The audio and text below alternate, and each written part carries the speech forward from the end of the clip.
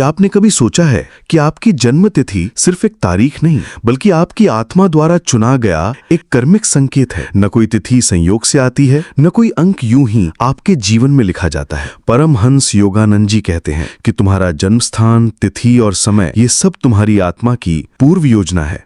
हर अंक 1 से लेकर 9 तक एक रहस्यमयी कुंजी है जो आपके पिछले जन्म के कर्म, अधूरी इच्छाएं और आत्मिक मिशन को खोलती है। पिछली वीडियो में 3, 6 और 9 का रहस्य खोला था। आपको याद होगा, हमने त्रिदेवों से उनका दिव्य संबंध बताया था। ब्रह्मा की सृजन शक्ति, विष्णु की रक्षा ऊर्जा और शिव की मुक्तिदायक अग्नि।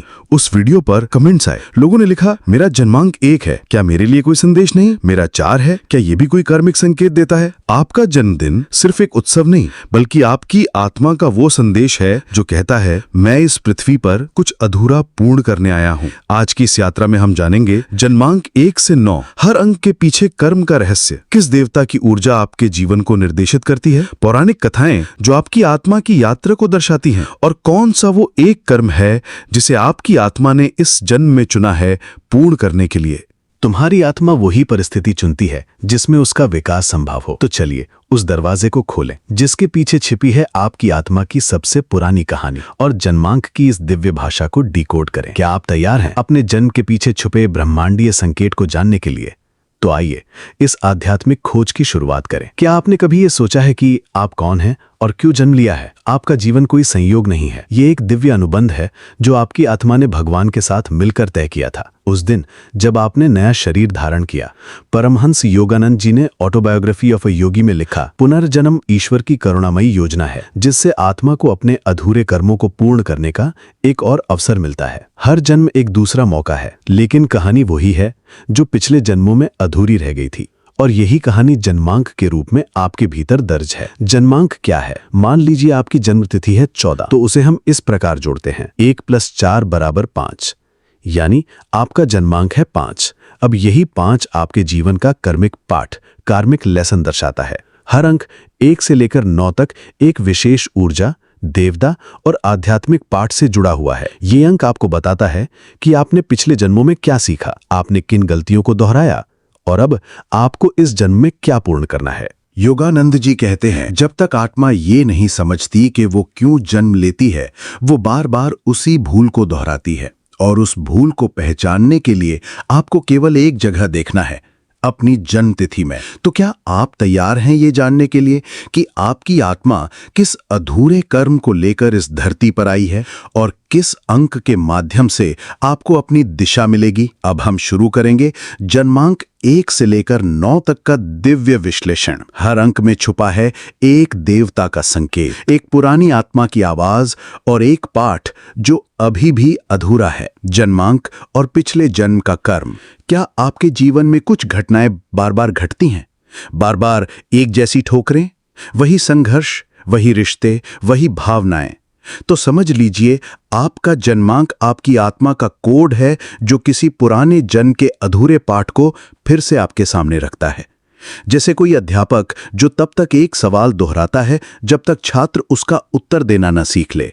जन्मांक 1, सूर्यकांक। देवता सूर्यदेव सूर्य प्रकाश का प्रतीक हैं, वो जो स्वयं जलते हैं ताकि दूसरों को प्रकाश मिले। अगर आपका जन्मांक 1 है तो इसका अर्थ है कि आपके भीतर नेतृत्व का तेज है, आप में दूसरों को दिशा देने की क्षमता है। मगर साथ ही ये भी संकेत है कि आपका अतीत शायद अधिक सत्तालिप्सा और अहंकार से भरा था। गुण, आत्मविश्वास, नेतृत्व, परंतु अहम का परीक्षण। सूर्य के लोग जन्म से ही इंडिपेंडेंट थिंकर्स होते हैं, वे खुद निर्णय लेना पसंद करते हैं, उनमें पहल करने की क्षमता होती है। मगर यही आत्मविश्वास कभी अहंकार में बदल जाता है जब वे दूसरों की बात सुनना छोड़ देते हैं। योगानंद जी कहते हैं कि सच्चा नेतृत्व सेवा से आता है, सत्ता से नहीं। इसलिए जन्मांक 1 के लिए ये जन्म एक आत्मिक प्रशिक्षण शिविर है जहां उन्हें सिखाया जाता है कि आदेश देने से पहले सुनना सीखो। पिछले जन्म का कर्म। अगर इस जन्म में आपको बार बार अधीनस्थों से टकराव होता है, लोग आपके मार्गदर्शन को अस्वीकार करते हैं या आप अपने प्रयासों में अकेले पड़ जाते हैं, तो ये संकेत हो सकते हैं कि आपने पिछले जन्म में अपनी शक्ति का दुरुपयोग किया था। शायद आप एक राजा थे, नेता थे या किसी संस्था के प्रमुख थे, लेकिन आपने स्वयं की इच्छा को ईश्वर की इच्छा से ऊपर रखा था। अब इस जन्म में आत्मा कहती है, सीखो कैसे शक्ति सेवा बने, कैसे नेतृत्व विनम्रता में बदले। राजा जनक, मिथिला के सम्राट, जो धन, वैभव और सत्ता के शिखर पर थे, मगर एक दिन उन्हें प्रश्न हुआ, मैं कौन हूं?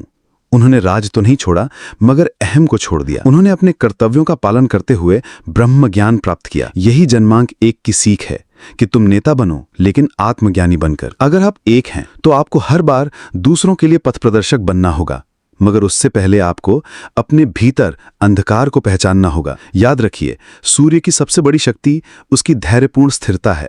वो चमकता है मगर जलता भी है, सब कुछ देने के लिए। तो यदि आपके भीतर जन्मांक 1 की ऊर्जा है तो ये कोई अहंकार का प्रतीक नहीं, बल्कि एक दायित्व है, अपनी आत्मा को इतना तेजस्वी बनाना कि वो स्वयं एक सूर्य बन जाए।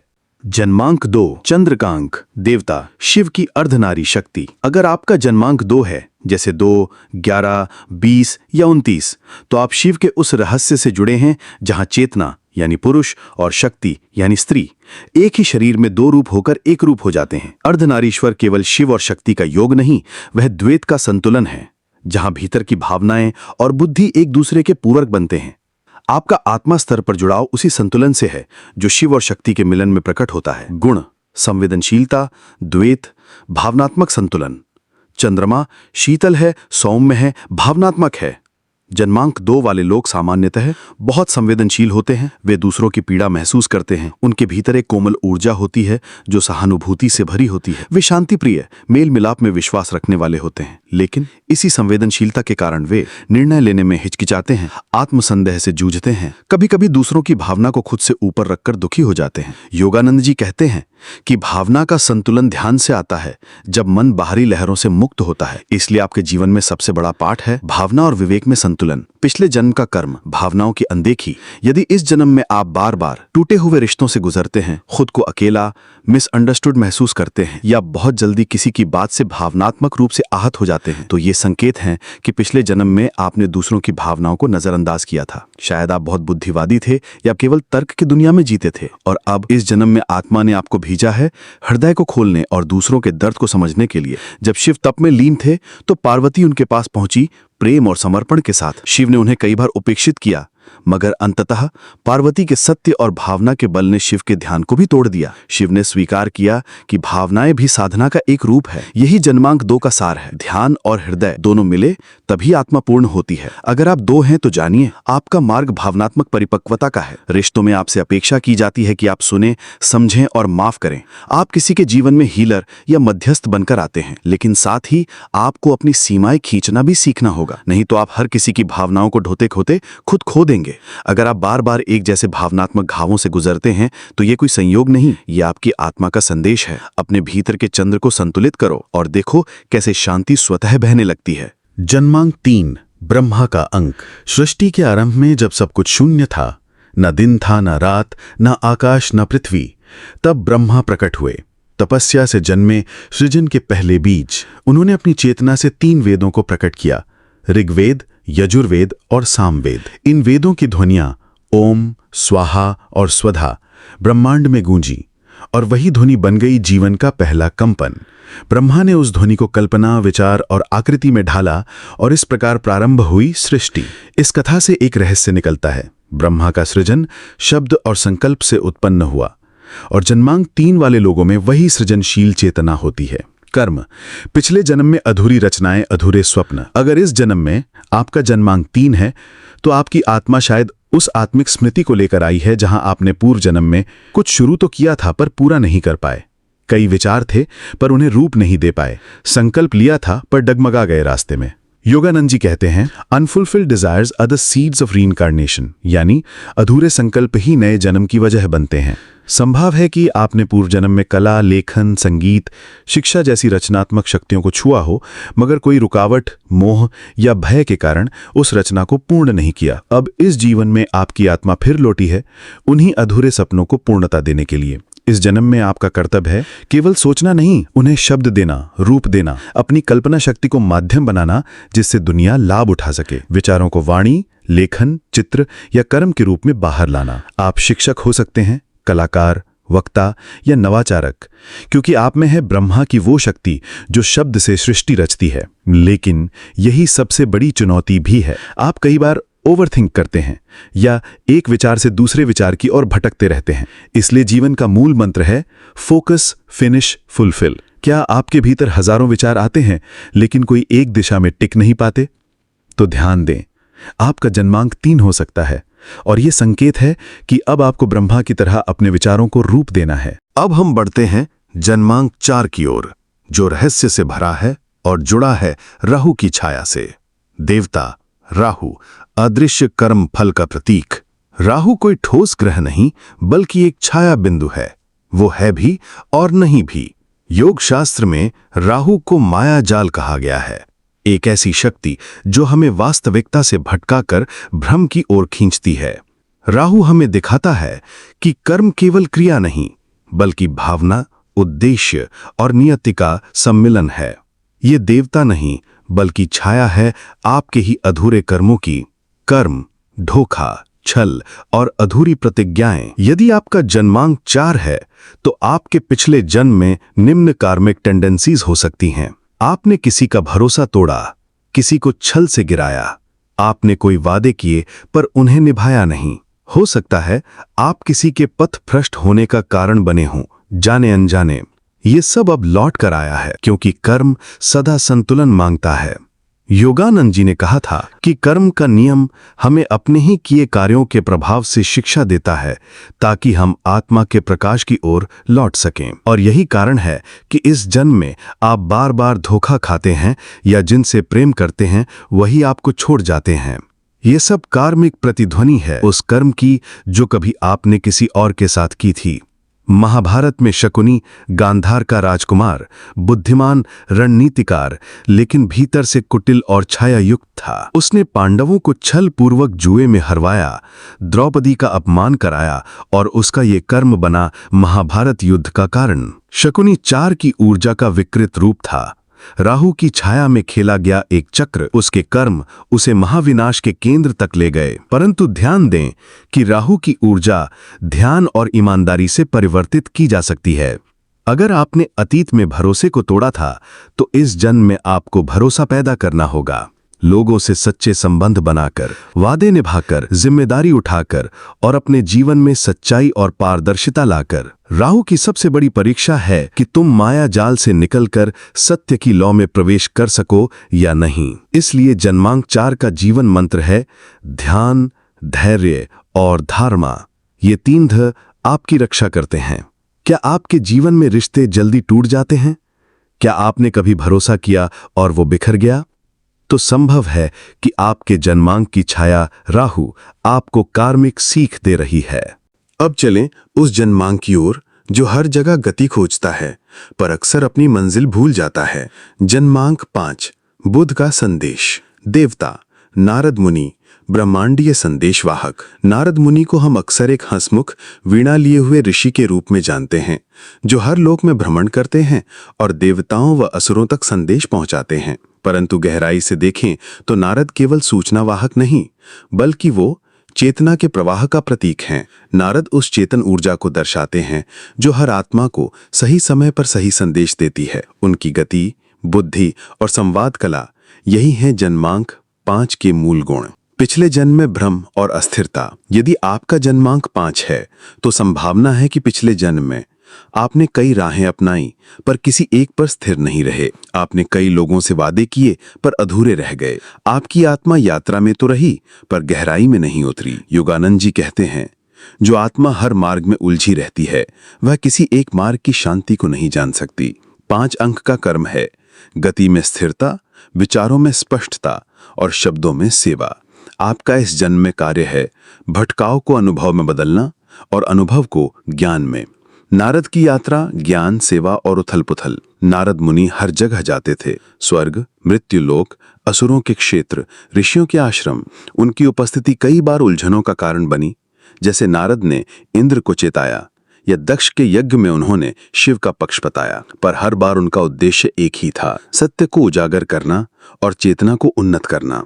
5 की यही ऊर्जा है, कभी शांत नहीं पर हमेशा जागरूक।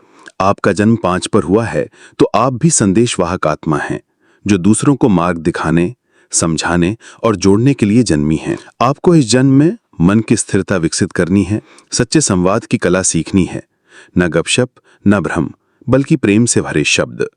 और सबसे जरूरी, अपने ज्ञान का प्रयोग सेवा में करना है। जब बुद्धि सेवा का माध्यम बनती है तभी आत्मा मुक्त होती है। 5 अंक का लक्ष्य है गति में गहराई, विचारों में निरवता और संवाद में आत्मा की उपस्थिति। क्या आप हमेशा व्यस्त रहते हैं पर भीतर खालीपन लगता है? क्या आपके जीवन में विचार बहुत हैं पर दिशा नहीं? तो यह 5 अंक का कर्म चक्र हो सकता है जो आपको स्पष्टता, स्थिरता और सेवा की ओर बुला रहा है। अब चलें उस अंक की ओर जो स्वयं संतुलन और प्रेम का प्रतीक है। अंक 6, विष्णु की ऊर्जा, जिसका हृदय से जुड़ा है कर्म और मुक्ति का रहस्य। देवता विष्णु, पालनकर्ता और प्रेम की ऊर्जा। अगर आपका जन्मांक 6 है तो आप विष्णु तत्व से जुड़े हुए हैं, जो इस ब्रह्मांड की सबसे मधुर शक्ति है, पालन और प्रेम। विष्णु केवल ब्रह्मांड के रक्षक नहीं हैं, वे उन आत्माओं के भीतर बसते हैं जो रिश्तों को निभाना जानते हैं, जो संतुलन को समझते हैं, जो प्रेम में त्याग का रहस्य जानते हैं। सच्चा प्रेम वो है जो ईश्वर की ओर ले जाए, न कि मोह के बंधन में उलझा दे। यदि आपका जन्मांक 6 है तो संभव है कि पिछले जन्म में आपने इंद्रिय सुखों में अत्यधिक लिप्तता पाई, रिश्तों को स्वार्थ या वासना से देखा, न कि आत्मिक जुड़ाव से, और प्रेम में आकर्षण था पर समर्पण नहीं। इसलिए इस जन्म में आपकी आत्मा ने चुना है सेवा, करुणा और सच्चा प्रेम सीखना। योगानंद जी कहते हैं, प्रेम वो नहीं जो पाना चाहता है, प्रेम वो है जो स्वयं को खो देता है ईश्वर में। शुक्र का अंक दिखता है सुंदरता में, आकर्षण में, रिश्तों की मिठास में, मगर यह सौंदर्य टिकता है तभी जब उसमें आत्मा का बलिदान हो। जब देवताओं और असुरों में महासंग्राम छिड़ा था तब असुरों के गुरु थे शुक्राचार्य। वे अत्यंत ज्ञानी, तपस्वी और वाणी में चमत्कारी थे, परंतु उन्होंने अपना ज्ञान भोग के लिए असुरों को सौंपा। शुक्राचार्य ने मृत्यु से भी जीतने वाला मंत्र दिया, लेकिन क्या हुआ? भोग और शक्ति के लोभ ने असुरों को अंधा कर दिया और उनका पतन हुआ। शुक्राचार्य का यही कूट संदेश है जन्मांक 6 वालों के लिए। ज्ञान, प्रेम, सौंदर्य यदि आत्मा से नहीं जुड़ते तो वे वासना बन जाते हैं और वासना विनाश का कारण होती है। 6 अंक वाले लोग स्वाभाविक रूप से बहुत मोहक, रिश्तों में कुशल और कलात्मक होते हैं, पर उनका कार्मिक सबक है स्वार्थहीन प्रेम और करुणा की साधना। आपके लिए आवश्यक है अपनों की सेवा करना बिना बदले की अपेक्षा के, संगीत, कला या सौंदर्य को आत्मिक अभिव्यक्ति बनाना, और सबसे जरूरी ईश्वर को प्रेम करना जैसे राधा ने किया था। जब प्रेम में स्वयं मिट जाए तभी आत्मा खिलती है। अगर आपकी जिंदगी में रिश्ते टूटते हैं, मोह में उलझन रहती है या प्रेम में स्थायित्व नहीं आता, तो 6 अंक ये कार्मिक यात्रा आपको बुला रही है। ये अंक कहता है, प्रेम करो लेकिन आत्मा से, सेवा करो लेकिन अहंकार के बिना, और त्याग दो जो स्थायी नहीं है। अब अगली यात्रा पर चलें, जहां हम जानेंगे जन्मांक 7, जो आत्मा की सबसे रहस्यमयी परतों को खोलता है, जहां मौन में छुपा है ब्रह्म का ज्ञान। देवता, गुरु, संन्यास योगी, ध्यान मग्न आत्मा। यदि आपका जन्मांक 7 है तो समझिए आपकी आत्मा इस जन्म में किसी भीड़ का हिस्सा नहीं है। आप भीतर से एक खोजी हैं, एक साधक, एक सन्यासी, एक गुरु की खोज में भटकती आत्मा। केतु, जो कि राहु की विपरीत है, सांसारिक आकर्षणों से मुक्ति का प्रतीक है। यह अंक उन आत्माओं को मिलता है जो अब भीतर की यात्रा शुरू कर चुकी हैं। मौन वो भाषा है जिसे आत्मा ईश्वर से बोलती है। आपके पिछले जन्म में आप किसी मोह या इच्छा में बंधे थे जिसने आपकी आत्मा को रोक दिया था। आपने ज्ञान के द्वार तक पहुंचकर भी वासनाओं के कारण पीछे हट गए थे। आपने बहुत कुछ पाया पर खुद को खो दिया। अब इस जन्म में आत्मा ने निश्चय किया है, अब मुझे लौटना है सत्य की ओर, ईश्वर की ओर। इसलिए आप शायद बचपन से ही अकेलापन पसंद करते हैं, भीड़ से घबराते हैं, या फिर अचानक संसार से विरक्ति का भाव आने लगता है। ये सब संकेत हैं केतु की तपस्वी ऊर्जा के। एक समय की बात है, राजा भागीरथ ने ये प्रण लिया कि वे अपने पूर्वजों की आत्मा को मोक्ष दिलाएंगे। इसके लिए उन्होंने सैकड़ों वर्षों तक गंगा को पृथ्वी पर लाने के लिए तपस्या की। उन्होंने राज्य का त्याग किया, शिव का ध्यान किया, और अंततः उनके त्याग और संकल्प से गंगा धरती पर अवतरित हुई। यह कथा केतु अंक वालों के लिए एक जीवंत संदेश है। यदि तप में सच्चाई हो तो प्रकृति भी झुकती है। भागीरथ केवल एक राजा नहीं थे, वे उन आत्माओं की प्रतीक हैं जो त्याग के मार्ग पर चलकर संसार का कल्याण करती हैं। यदि आपका जन्मांक 7 है तो आपकी आत्मा कह रही है, मुझे शांति चाहिए, स्थायी शांति। मुझे जवाब चाहिए जो भीतर से मिले। मुझे वो मिलन चाहिए जो आत्मा को परमात्मा से जोड़ दे। आपका मार्ग है ध्यान, मौन, गुरु की संगति और सबसे बढ़कर आत्मिक अनुशासन। योगानंद जी ने कहा, त्याग का मतलब दुनिया को छोड़ना नहीं, बल्कि अंदर की दुनिया को पहचानना है। क्या आपको कभी ऐसा लगता है कि दुनिया की भीड़ में भी आप अकेले हैं? क्या सब कुछ होते हुए भी कोई खालीपन है? तो हो सकता है आपका जन्मांत साथ हो।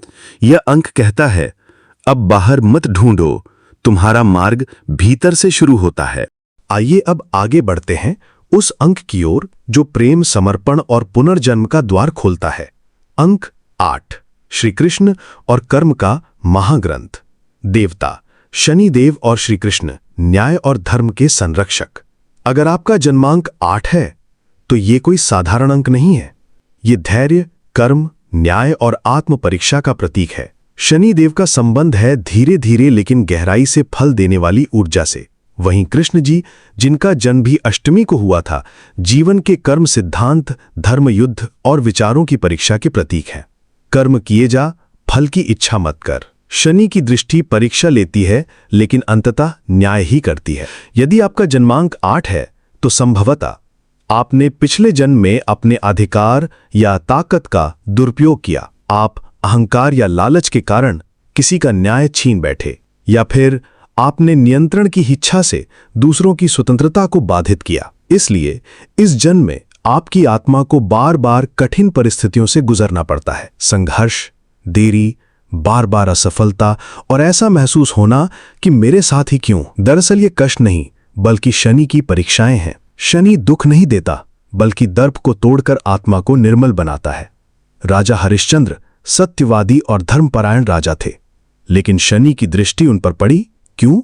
क्योंकि शास्त्रों में कहा गया है कि जो आत्मा धर्म के पथ पर चलती है, शनि उसे भी परीक्षा से गुजारता है ताकि वो और उज्जवल हो सके। हरिश्चंद्र को अपना राज्य, परिवार, यहां तक कि आत्मसम्मान भी खोना पड़ा। वे शमशान में काम करने लगे, अपनी पत्नी और पुत्र को पहचानने से भी इनकार करना पड़ा क्योंकि वो सत्य के पथ पर डटे रहे।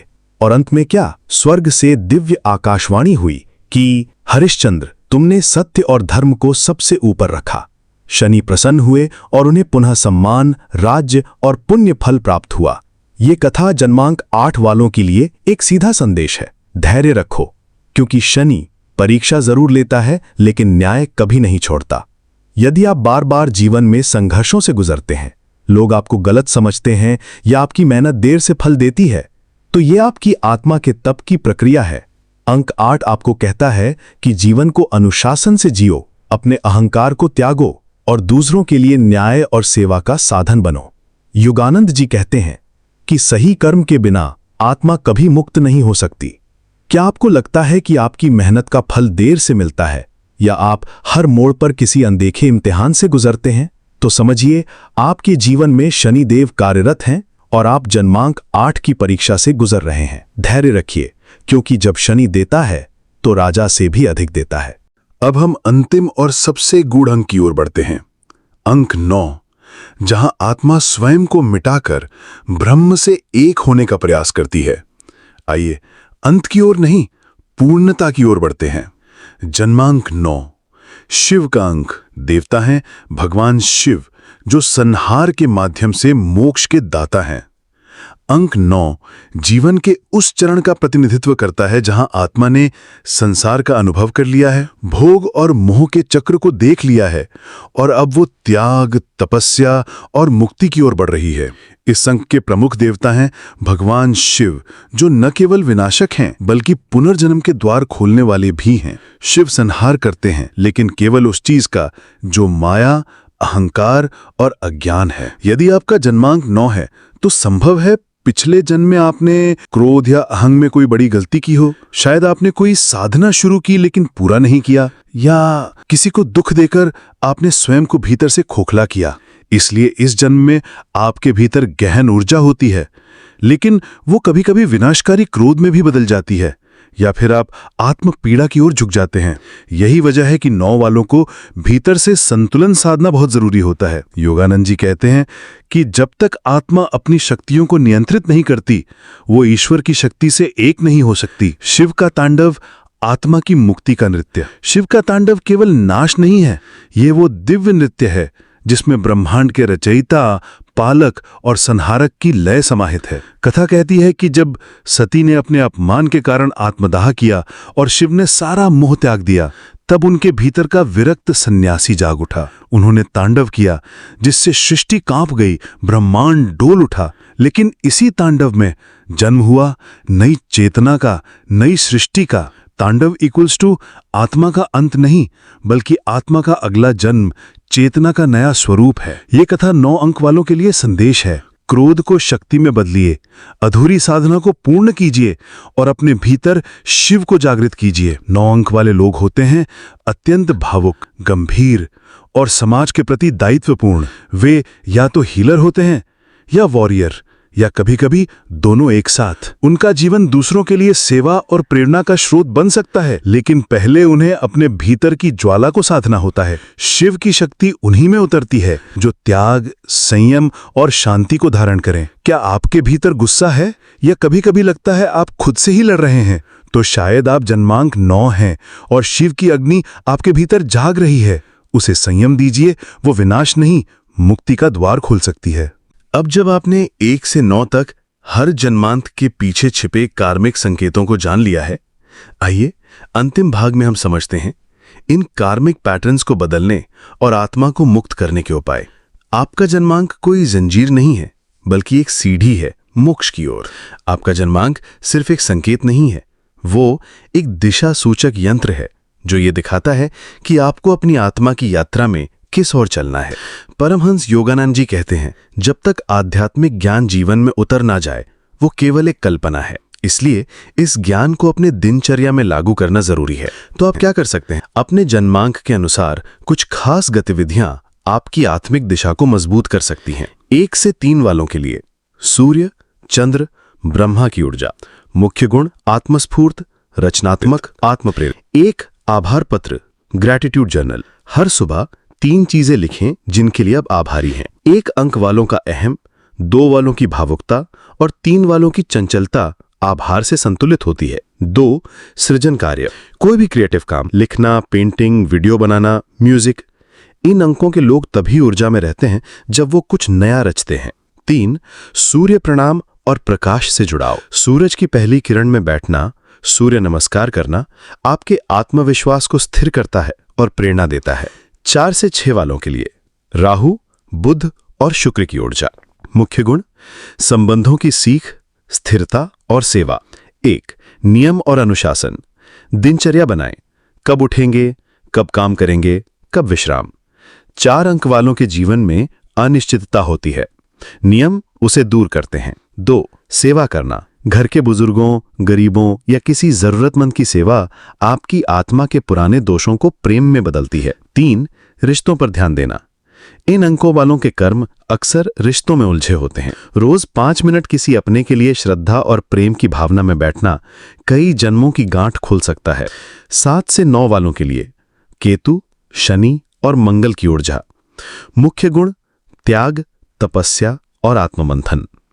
1 ध्यान और मौन, हर दिन कम से कम 10 मिनट का मौन ध्यान इन अंकों के लिए आत्मिक ऑक्सीजन है।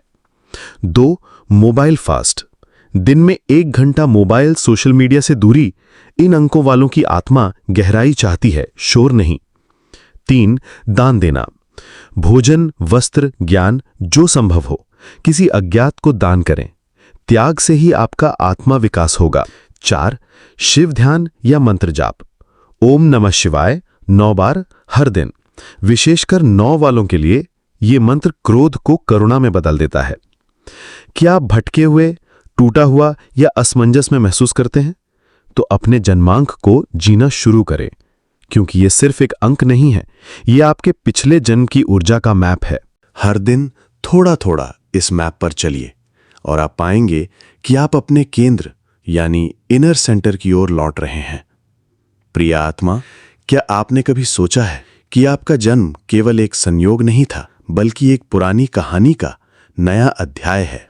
आपका जन्म आपकी आत्मा द्वारा चुना गया वो क्षण है जहां वो अपने अधूरे संकल्पों, प्रेमों, पीड़ाओं और शक्तियों को फिर से जीने आई है, उन्हें समझने और उन्हें पूरा करने। परमहंस योगानंद जी कहते हैं कि तुम्हारे आज के कर्म तुम्हारे अगले जन्म की नींव हैं, और यदि तुम सजग हो तो यही जन्म तुम्हारी मुक्ति का द्वार भी बन सकता है। इसलिए जो आपने आज जाना वो केवल अंक शास्त्र नहीं है, यह आपके आत्मिक डीएनए की भाषा है। हर अंक एक कंपन है, हर जन्मांक एक कर्म का पदचिन्ह है। आज इस ज्ञान को सिर्फ सुनकर मत छोड़िए, इसे जिएं, इसे आत्मसात करें। अगर ये वीडियो आपको अच्छा लगा हो तो लाइक करें, कमेंट करें, अपना जन्मांक बताइए, सब्सक्राइब करें ऐसी ही आध्यात्मिक वीडियो के लिए। इस वीडियो को शेयर करें, शायद आपकी आत्मा इस वीडियो के माध्यम से किसी और आत्मा तक एक पिछले जन्म का संदेश भेज रही हो। जब आत्माएं मिलती हैं तो केवल शब्द नहीं, ऊर्जाएं संप्रेषित होती हैं। धन्यवाद। आपका आत्मिक पथ प्रकाशमान हो। हम फिर मिलेंगे किसी नए रहस्य के साथ आपकी आत्मा की अगली यात्रा पर।